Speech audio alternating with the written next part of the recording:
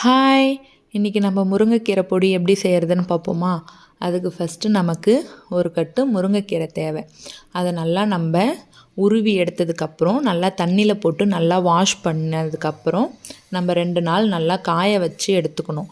நல்லா காஞ்சதுக்கப்புறம் தான் நம்ம இந்த பொடி செய்ய முடியும். அப்போ தான் நமக்கு கெட்டு போகாமல் இருக்கும் 2-3 மாதத்துக்கு. நல்லா காய வச்சு எடுத்ததுக்கப்புறம் நம்ம ஒரு கடாயில் இந்த காய வச்சு எடுத்த முருங்கைக்கீரையை லோ ஃப்ளேமில் வச்சு நல்லா நம்ம வறுத்துக்கணும்.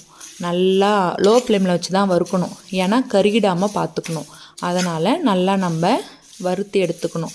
நல்லா வறுபட்டதுக்கப்புறம் நம்ம அதை ஒரு பிளேட்டில் அப்படியே மாற்றிக்கணும். பிளேட்டில் மாற்றினதுக்கப்புறம் அதே கடாயில் நம்ம கருவேப்பிலையை போட்டு அதே போல் நல்லா வறுபட்டு எடுத்துக்கணும். நான் பச்சை கருவேப்பிலை தான் சேர்த்துருக்கேன், காய வச்சும் சேர்த்துக்கலாம்.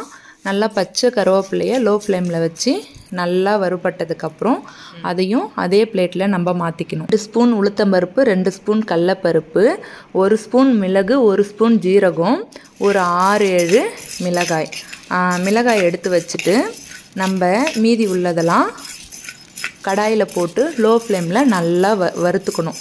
நல்லா கருக விடாமல் பொறுமையாக நல்லா வறுபடணும். வறுபட்டதுக்கப்புறம் நம்ம அதே பிளேட்டில் வறுபட்டதை மாற்றிக்கிட்டு மிளகாயை அதே கடாயில் போட்டு மிளகாயும் நல்லா நம்ம வறுத்து எடுத்துக்கணும். வறுபட்டதுக்கப்புறம் உப்பு பெருங்காயத்தூள் அதே கடாயில் நல்லா நம்ம வறுத்து எடுத்துக்கணும். ஏன்னா உப்பு தண்ணித்தன்மை கொண்டது, வறுத்து கலந்துக்கினா ரொம்ப நல்லது.